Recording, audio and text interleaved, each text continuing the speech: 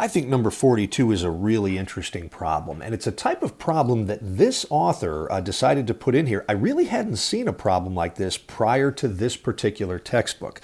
So we've got an integral here, and the integrand definitely has two distinct parts to it, x to the fifth, and then multiplied by x cubed plus 1. So my initial inclination, because I've seen problems kind of like this before, was to let u equal the radicand, x cubed plus 1. Now, I'll cut to the chase. That is actually what we're going to do right here, but you can see maybe right away why for a moment I thought that wasn't the right thing to do. If you let u equal the radicand of x cubed plus 1, then on the next line down, you're going to end up with a du is equal to a 3x squared dx. And I was wondering then, all right, if my primary substitution is the radicand, my secondary substitution needs to cover x to the fifth times dx.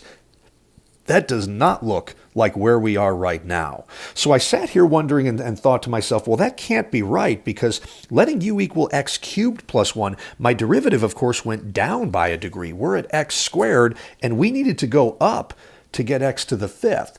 Well, okay, I see now what your author was thinking right here, and it's pretty clever. Everything we have written here is correct. Let me finish up this last line that I wrote here in green. That 3 doesn't help us at all. I'm going to move it to the other side and get a 1/3 du is equal to an x squared dx. Now, let's take stock of where we are right now here, guys. I'm rewriting this integral right here as, all right, we had the square root of x cubed plus 1. The primary substitution now makes that the square root of u. That's not all that bad. But for the secondary substitution, what I wanted was x to the fifth times dx. What do I have instead? X squared times dx. So here's what your author wants us doing, and this is pretty clever. He splits that x to the fifth up into x cubed multiplied by x squared.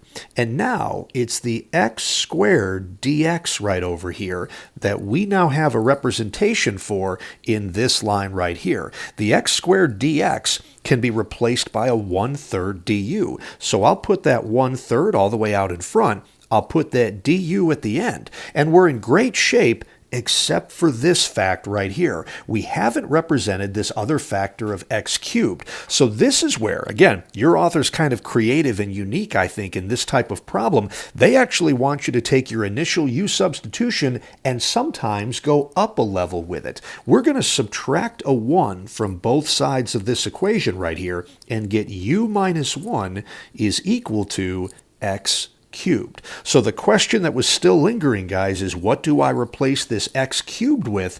And I've got it right there. X cubed can be replaced by the binomial u minus 1. That can go right out in front of that. So there's always two questions now when you think you've nailed your u substitution. Question number 1, have we successfully represented everything that was in terms of x now in terms of u? And in a weird way, yes, we have. The second question, though, is this new integral in terms of u simpler to evaluate than the original integral we had that was in terms of x? And it might not seem like it, but yeah, it is, guys. And here's why. That square root of u, we've changed this now from the square root of a binomial into the square root of a monomial. Here's why that's important. I can rewrite the square root of u as u to the 1/2 power, and now I can distribute it into that binomial out in front. So this is now a 1/3 times the integral of, and we had a u to the 1/2 times u, that's a u to the 3/2 power, and then minus u to the 1/2 times 1 is just a u to the 1/2 power, taken with respect to u. Now there's no parentheses, there's no radicals, we can just dive right into this thing, reversing the power rule, and get our antiderivative. So that 1/3 stays out in front. Then I'm going to begin a set of brackets right here.